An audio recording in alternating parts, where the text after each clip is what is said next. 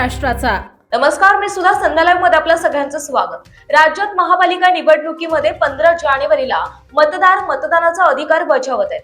मतदारांनी मतदान केल्यानंतर त्यांच्या बोटावरील मार्कर पेनने केलेलं मार्किंग पुसत असल्याचं सांगण्यात येतंय। याबाबतची माहिती वृत्त माध्यमांद्वारे समोर येऊ लागली आहे। त्यानंतर आता राज्य निवडणूक आयोगाच्या अधिकाऱ्यांनी या प्रकरणी स्पष्टीकरण दिलंय। आज सुरू असलेल्या महानगरपालिकेच्या निवडणुकीमध्ये मार्कर पेनची शाई ही पुसले जात आहे। अशा प्रकारे मोठ्या प्रमाणात एक संभ्रम पसरवला जात आहे। त्याबद्दल माझं सांगणं आहे की ही शाई जी आहे ती इंडेलिबल इंक आहे आणि इंडेलिबल इंक भारत निवडणूक आयोग जी इंडेलिबल इंक वापरतो तीच इंडेलिबल इंक आहे, मात्र ती मार्कर पेनच्या स्वरूपात आहे।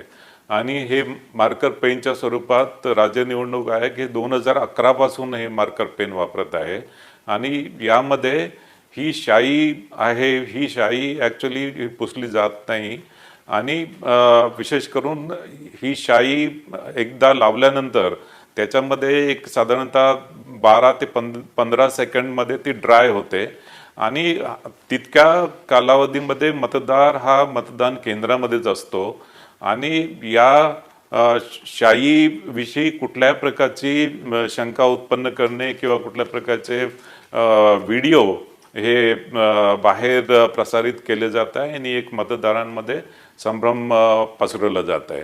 याशिवाय मला सांगायचं आहे की मतदार हा मतदान केंद्रामध्ये आल्यानंतर मतदान प्रतिनिधी असतात, जे उमेदवाराचे मतदान प्रतिनिधी असतात ते मतदाराची ओळख पटवून देतात आणि ते ओळख पटवल्यानंतर त्या मतदाराला मतदान करण्याचा हक्क असतो। त्यांना त्या मतदाराबद्दल काही ऑब्जेक्शन असेल तर ते ऑब्जेक्शन ते प्रिसाइडिंग ऑफिसरकडे नोंदवू शकतात आणि त्या अनुषंगाने त्या मतदाराची चौकशी होते। एखादा मतदार मतदान केल्यानंतर पुन्हा मतदान केंद्रामध्ये आला तर त्या संदर्भात आणि यामध्ये मतदान प्रतिनिधी आणि प्रिसाइडिंग ऑफिसर हे त्या संदर्भात तपासतील आणि त्यांना जर आढळून आला की तोच मतदार पुन्हा मतदान करायला आला तर त्या मतदारावर कारवाई केली जाईल। ताज्या आणि महत्त्वपूर्ण बातम्या पाहण्यासाठी आजच आमच्या संध्या लाईव्ह न्यूज चॅनलला YouTubeवर सबस्क्राईब करा आणि बेल आयकॉन प्रेस करा।